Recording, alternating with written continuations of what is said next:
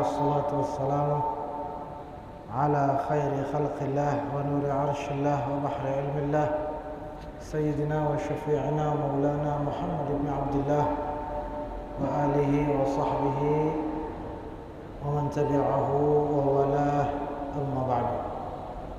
Bapak Ibu muslimin muslimat, mukminin mukminat, para sesepuh, tokoh agama, tokoh masyarakat, para asatiz dan ustazat, rahimani wa rahimakumullah. Mudah-mudahan rahmat Allah senantiasa tercurah kepada kita semua. Amin ya rabbal alamin. Insyaallah, walhamdulillah, kita kembali mengaji tentang akidah kita, akidah Ahlus Sunnah wal Jamaah, atau disebut dengan ilmu tauhid. Jadi ada beberapa nama: ilmu tauhid, ilmu akidah, ilmu usuluddin, ya, ilmu kalam, dan nama-nama yang lain. Tapi isinya satu, isinya tentang rukun-rukun iman. Jadi ilmu akidah atau ilmu tauhid isinya pelajarannya tentang rukun-rukun iman, mendalami rukun-rukun iman. Supaya apa? Supaya bertambah kuat iman kita, bertambah kuat, bertambah kokoh iman kita. Sebagaimana rukun-rukun Islam ada ilmuna, yakni ilmu fikih, ya, rukun-rukun Islam ada ilmunya, ilmu fikih, ya. Jadi ilmu fikih membahas tentang rukun-rukun Islam, bagaimana cara sembahyang, cara puasa, cara haji, cara zakat, dan seterusnya. Rukun-rukun Islam. Rukun-rukun iman juga ada ilmunya. Itulah ilmu akidah ini, membahas tentang iman kepada Allah, iman kepada malaikat, iman kepada kitab-kitab, dan seterusnya, hari akhirat, kepada qada dan qadar, dan lain-lain. Jadi ilmu ini ilmu yang wajib kita pelajari. Sampai ada ulama yang mengatakan dinesah sekedar bertaklid. Apa maknanya taklid? Taklid ini pokoknya milu-miluan, ikut orang bilang orang beriman kepada Allah, milu ya beriman kepada Allah. Orang-orang di sekitarnya percaya arah malaikat, milu ya percaya arah malaikat. Keketuan apa dalil, apa alasan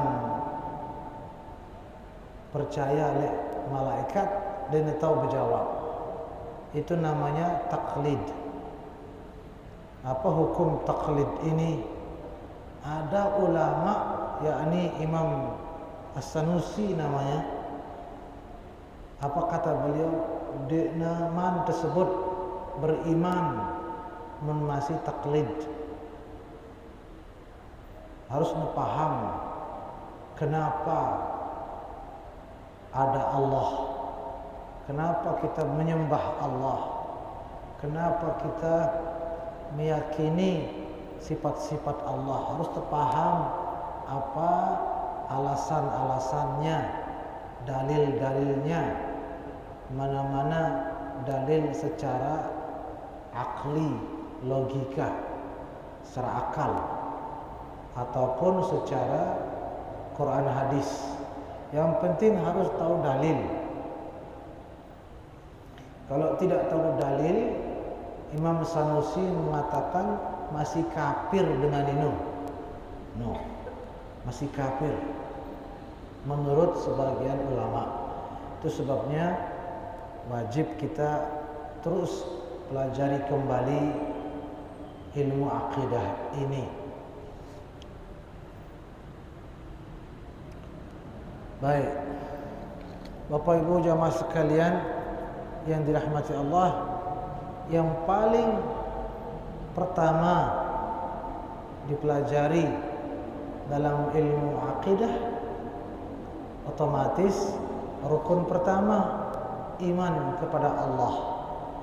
Iman kepada Allah berarti harus kita mengenal Allah.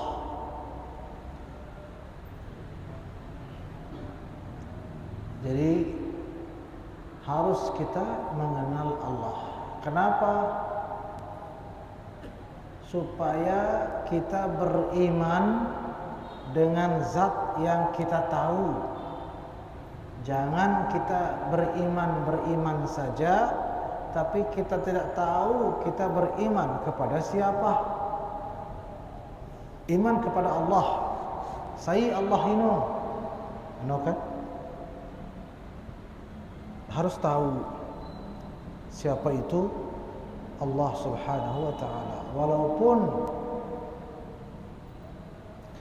yang kita tahu di sini adalah sifat-sifatnya saja, bukan yang lain, bukan zatnya.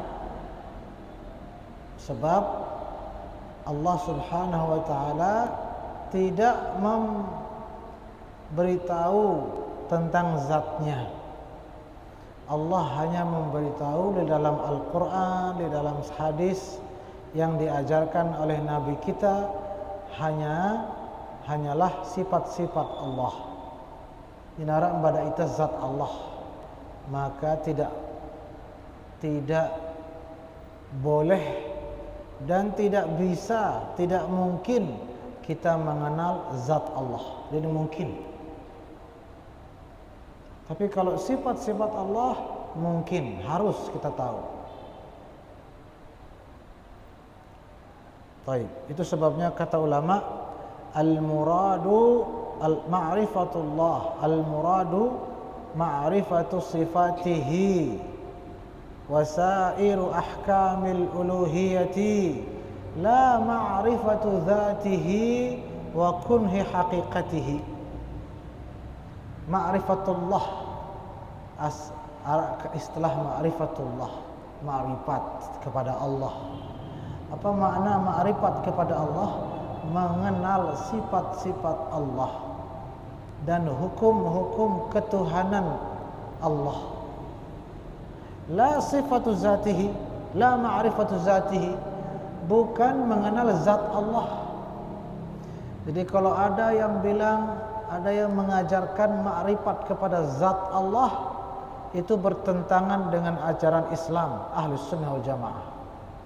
Bagaimana kita mengenal zat Allah? Dia mungkin mustahil. Mustahil. Kenapa? Karena Allah tidak pernah menjelaskan tentang zat Allah di doa sama sekali. Yang Allah jelaskan cuma sifat-sifatnya doang. Berarti enggak kita pelajari sifat-sifat Allah Subhanahu wa taala. Baik sifat wajib, sifat jaiz, sifat mustahil, ya, dan seterusnya.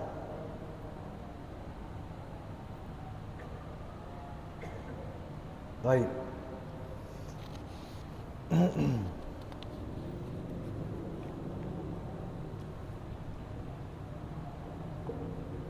Itu sebabnya arah pembagian, sering kita dengar pembagian tingkatan syariat, tarekat, hakikat, ma'rifat, kan? Sebenarnya kurang pas itu. Kurang pas. Kenapa? Karena 4. Ada 4. Syariat, tarekat, hakikat, ma'rifat. Ada sing rombok yang dah jadi 5, 6. Macam-macam lah. Padahal yang benar itu cuma 3. Syariat, tarekat, hakikat. Wah enggak nah. Dinarak malah ma'rifat itu tidak ada. Ma'rifat itu tidak ada. Ma'rifat malah paling pertama ma'rifat. Sering kita menganggap ma'rifat itu derajat paling tinggi. Padahal itu paling bawah. Paling pertama ma'rifat itu. Ini kita belajar akidah. Pelajaran pertama ma'rifatullah. Mengenal Allah. Masa mengenal Allah terakhir? Mengenal Allah ini pertama. Walau cuma mengenal sifat-sifatnya. Terus mengenal zatnya bagaimana? Li akhir tidak ada awal akhir siaran mengenal zat Allah itu tidak ada, mustahil. Mustahil. Mengenal zat Allah tidak mungkin. Sebab bertentangan dengan pesan-pesan Nabi dan para sahabat. Apa kata sahabat? Tafakkaru fil khalqi wala tafakkaru fil khaliqi. Jangan berpikir sekali-kali tentang al-khaliq, zatnya subhanahu wa ta'ala.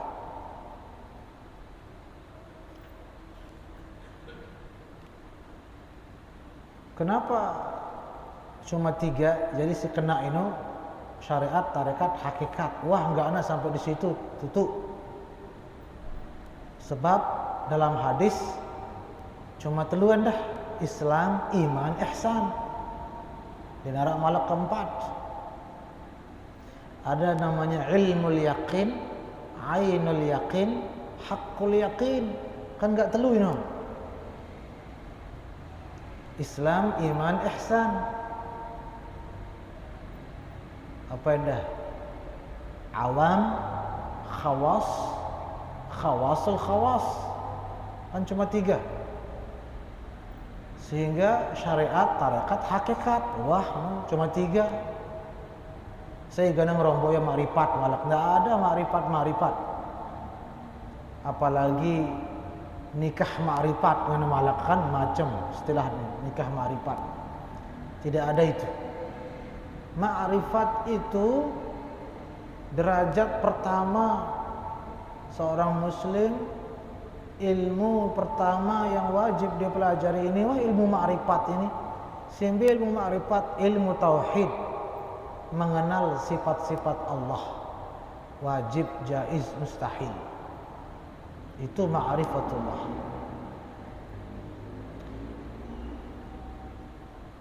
Kalau kita buka kitab-kitab tasawuf karangan Imam Ghazali misal. Imam Ghazali ini kan sandaran kita dalam ilmu tasawuf. Sandaran kita, rujukan kita. Imam Ghazali.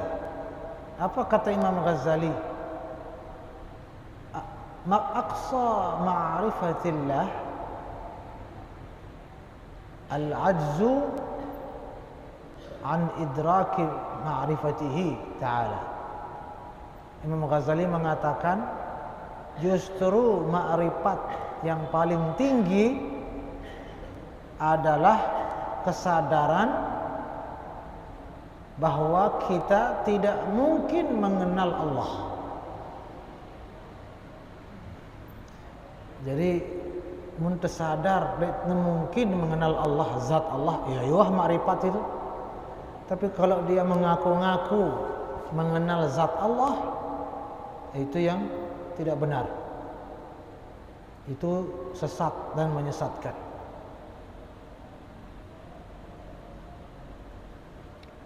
Allahu Akbar. Apa makna Allahu Akbar? Ini sering kita ucapkan takbir ini. Allahu Akbar. Allah Maha Besar. Apa karena Allah Maha Besar? Zatnya mustahil. Jadi zat Allah boleh ngono, pira kilo ngono. Tidak begitu. Allah Maha Suci dari ukuran. Jadi dia boleh ukuranna ngono de. Maha besar apana? Ukurannya tidak. Subhanahu wa ta'ala Maha Suci Allah daripada itu. Manusia si budaya ukuran size S, L, M itu manusia. Ukuran pira meter, pira kilo, pira senti, makhluk yang punya itu. Kalau Khaliq Subhanahu wa ta'ala laisa kamitslihi syai'. Maha suci daripada itu semua. Sehingga maha besar di sini dia maha besar zatnya, ukuran zatnya tidak. Tetapi apa kata ulama? Akbaru min an yuqasa bin nas. Wa akbaru min an tudrikuhul hawas. Apa maknanya? Allah Maha Besar. Allah Maha Besar, lebih besar dari atau untuk dikenal. Allahu Akbaru min an yu'raf. Kalau kita sebut Tuan Guru besar, tokoh besar, apakah ukuran badannya yang besar? Tidak. Tuan Guru besar bukan badannya yang besar, ya kan? Terus kita bilang, oh itu lebih besar lagi. Ada Tuan Guru lain atau ulama lain yang lebih besar lagi, ulama besar.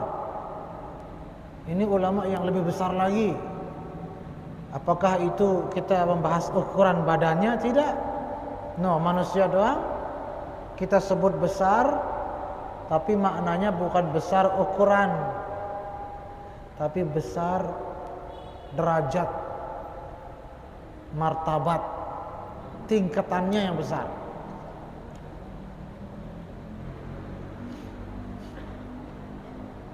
Kalau manusia kita bilang orang besar, berjiwa besar, tokoh besar, tuan guru besar, ulama besar, kita tidak bermaksud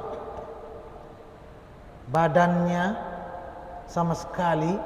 Kadang-kadang pendek, kecil orangnya, tapi kita sebut ulama besar.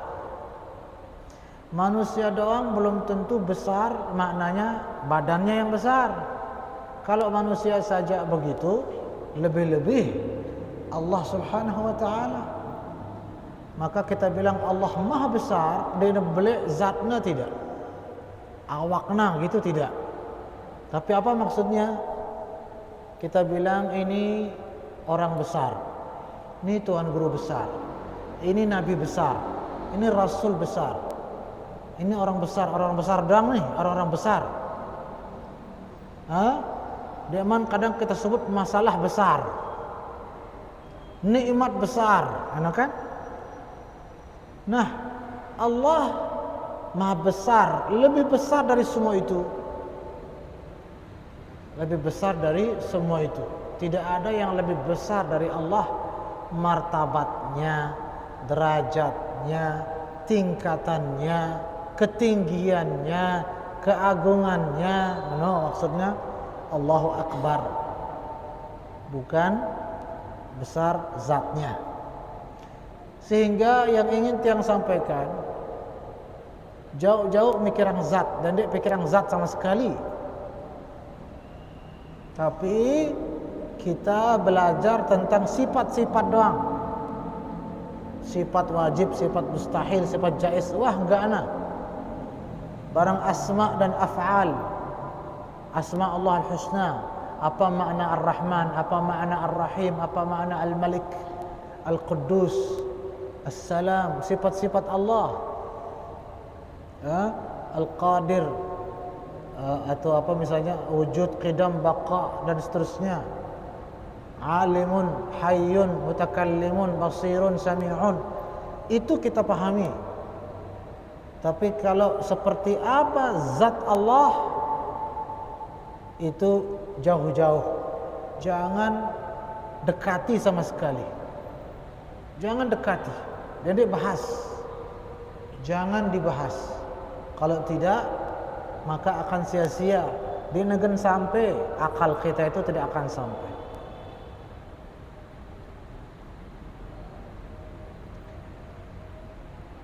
Pada si isim Allah, contoh isim Allah, sering kita dengar isim Allah ini isim zat. Ini udah kurang tepat. Kurang tepat, isim zat. Ini kurang pas. Isim zat. Jadi adab kita, dia sebut-sebut zat, wah. Dia sebut-sebut zat Allah. Sebut sifat-sifatnya, sebut kemuliaannya, sebut kekuasaannya. Dan dia sebut-sebut zat. Jadi kalau kita bilang isim Allah ini isim zat, ini kurang adab. Sebenarnya isim zat itu tidak ada yang tahu. Hanya Allah yang tahu. Karena zat Allah hanya Allah yang tahu. Maka begitu juga isim zatnya hanya Allah yang tahu. Terus lafaz Allah, isim Allah, isim apa itu namanya? Para ulama menyebutnya dengan isim mufrad. Wah, enggak ada isim mufrad Allah. Ada yang menyebutnya dengan sebutan isim sifat uluhiyah. Ini si kena, si pas. Isim sifat uluhiyah. Isim sifat ketuhanan Allah. Ini Allah wah isim.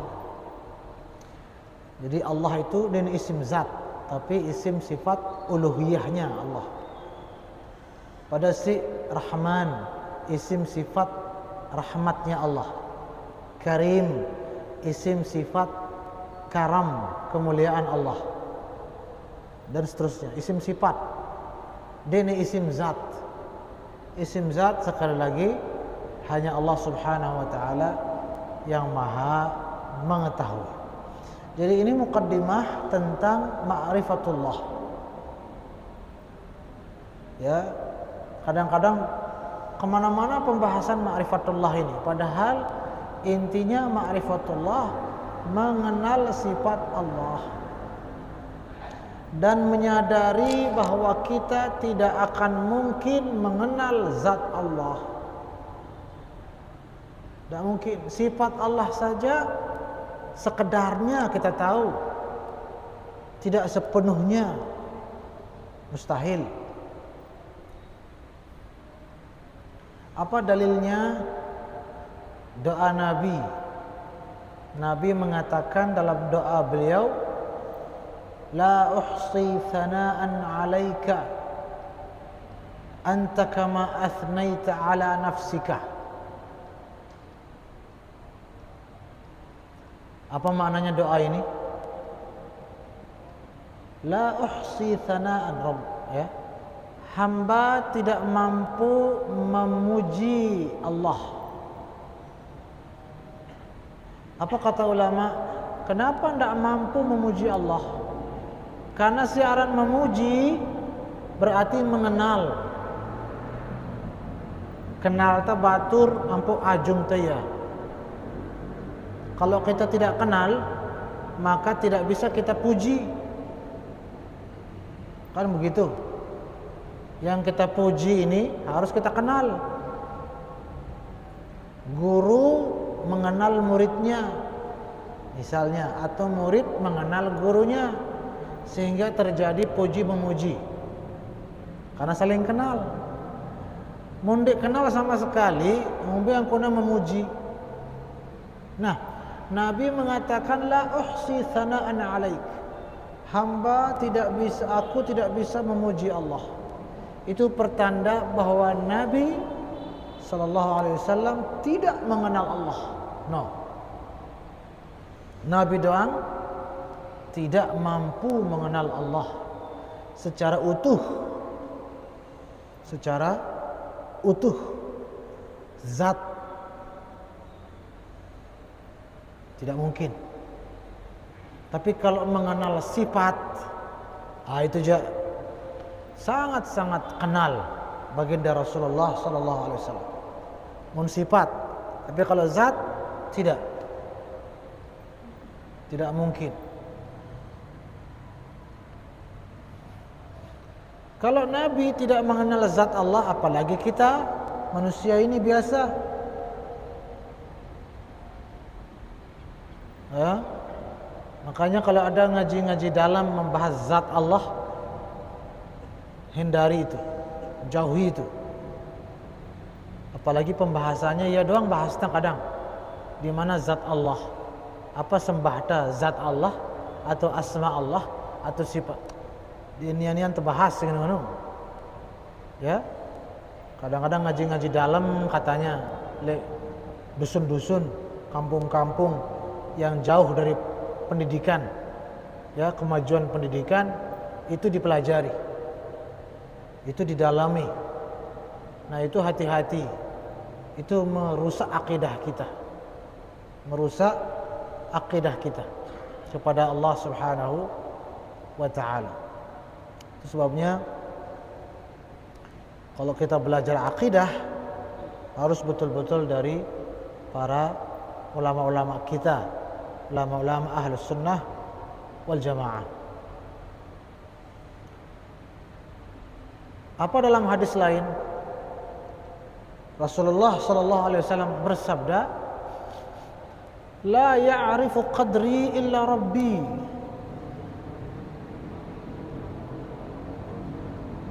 Coba, tidak ada yang mengenalku, kata Nabi ini, kecuali Tuhanku. Jadi si kenal Nabi doang dinara di dunia ini kecuali Allah. Hadis Nabi ini, la ya'rifu qadri illa rabbi. Tidak ada yang mengenal tingkatanku yang sebenarnya, kata Nabi, kecuali Tuhanku. Manusia tidak ada yang mengenal Nabi, hakikat ketinggian beliau yang sebenarnya tidak ada yang kenal. Sekedar doang yang kita tahu kemuliaan Nabi, sekedar doang tahu. Ini doang, wah tinggi luar biasa. Apalagi yang tidak kita tahu. Dan tidak ada yang tahu sepenuhnya kemuliaan Nabi kecuali Allah Subhanahu wa Ta'ala. Si tingginya baginda Nabi ini, saking tingginya dia terjangkau isi kita. Saking tingginya derajatnya. Nah, apa kesimpulannya? Kalau Nabi saja kita tidak akan mampu menjangkau ketinggiannya, saking tingginya Nabi ini, apalagi pencipta Nabi, apalagi Allah Subhanahu wa Ta'ala. Jadi si ngaku-ngaku wah makrifat, wah mengenal Allah, apalagi misalnya dia bilang wah melihat zat Allah, maka itu orang yang sesat dan menyesatkan. Na'udzubillah wa na'udzubillah. Jadi semua ilmu isi pelajaran tali dalam ilmu akidah ini berkisar seputar sifat-sifat Allah saja. Sifat-sifat para nabi, sifat para malaikat dan seterusnya. Bukan sekali lagi bukan tentang zat Allah Subhanahu wa Ta'ala.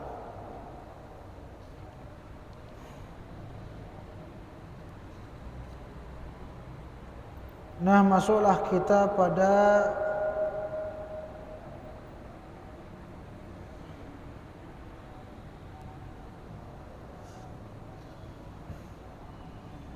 bahwasanya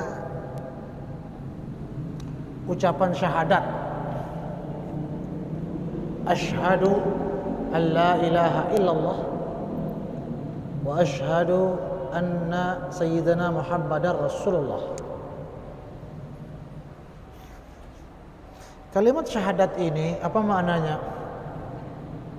Aku bersaksi. Aku bersaksi. Apa makna bersaksi? Nyaksiang,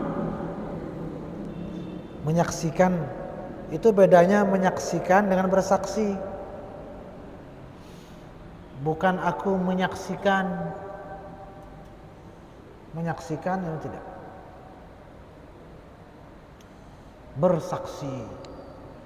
Walaupun bersaksi itu memang biasanya melalui pengadilan sejadi saksi adalah si nyaksiang. Terus kita bilang aku bersaksi tiada Tuhan selain Allah. Kapan kita bersaksi? Kapan kita menyaksikan? Nanti tuah katanya begitu. Bagaimana penjelasan ulama?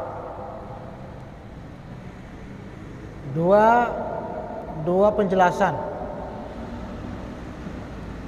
Penjelasan pertama, kita menyaksikan lagu bukan dengan mata kepala, melainkan dengan mata hati. Jadi mata ini di mata kepala doang. Ada mata hati, ada mata kaki, Bapak. Ya, ada mata yang lain. Mata hati juga bisa menyaksikan. Aku bersaksi asyhadu di sini dengan mata hati, bukan dengan mata kepala. Begitu juga kalau kita baca kitab-kitab tasawuf, musyahadah kana. Wah, sampai derajat musyahadah. Apa musyahadah? Menyaksikan. Apa sih saksi yang nasi para wali-wali besar itu? Banyak kita dengar kisah para wali menyaksikan Allah, melihat Allah. Nabi sendiri kan melihat Allah di Isra Mi'raj.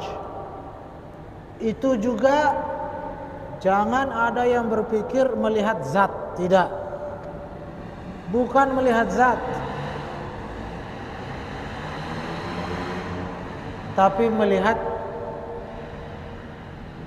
tanda-tanda kebesaran, melihat cahaya-cahaya ketuhanan. Apalah sebut dalam bahasa Arab istilahnya tajalliyat uluhiyah. Apa yang ditampakkan oleh Allah daripada kebesarannya, cahaya-cahayanya, sinar-sinar keagungannya, singunulah. Itu yang ditampakkan oleh Allah kepada Nabi maupun kepada para wali. Bukan menampakkan zatnya. Tidak ada dalil seperti itu. Pokok jauh-jauh bahas zat, tidak usah bahas zat. Tak boleh.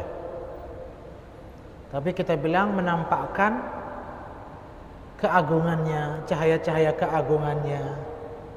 Ya, bahasa-bahasa seperti itu. Itu penjelasan pertama asyhadu, menyaksikan dengan mata hati. Nomor dua, menyaksikan dengan mata kepala.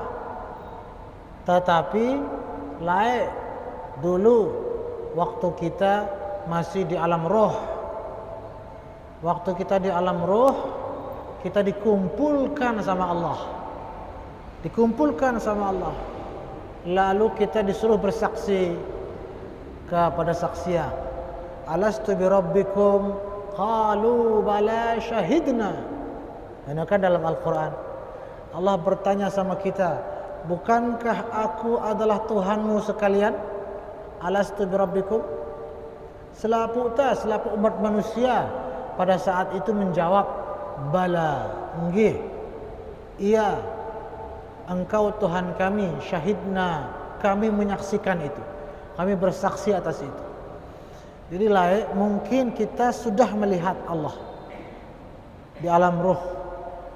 Karena dalam Al-Quran ada dalilnya, syahidna, kami sudah menyaksikan. Tapi begitulah manusia, begitu lahir di muka bumi, ampuh arak noda-noda di hati, dilupa semua itu. Lupa kita lupa kejadian di alam roh.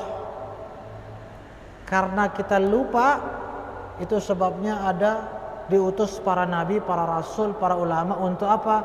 Memberi peringatan. Maknanya memberi peringatan, mengingatkan kita, sebab kita sesungguhnya sudah lupa. Selaputah beriman, selaputah hanya siang, cuma kita lupa.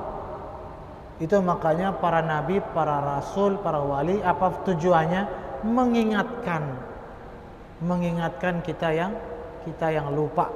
Salah satunya lewat ilmu akidah ini, ilmu untuk mengingatkan kita semua akan yang sudah kita imani dulu di alam roh. Ya. Jadi asyhadu an la ilaha illallah wa asyhadu anna Muhammadar Rasulullah, kita menyaksikan dengan mata hati maupun dengan mata yang lain, mata akal, mata roh, tetapi pada alam dulu di waktu di alam roh. Mudah-mudahan Allah Subhanahu wa taala menjaga iman kita semua, menguatkan akidah kita semua beserta semua keluarga kita, keturunan kita dijaga akidahnya oleh Allah Subhanahu wa taala sehingga semua kita husnul khatimah, mati dalam keadaan iman, masuk surga bighairi hisab. Amin ya Allah ya rabbal alamin. Terima kasih dan mohon maaf. Wallahul muwaffiq ila sabilir rasyad. Wassalamualaikum warahmatullahi wabarakatuh.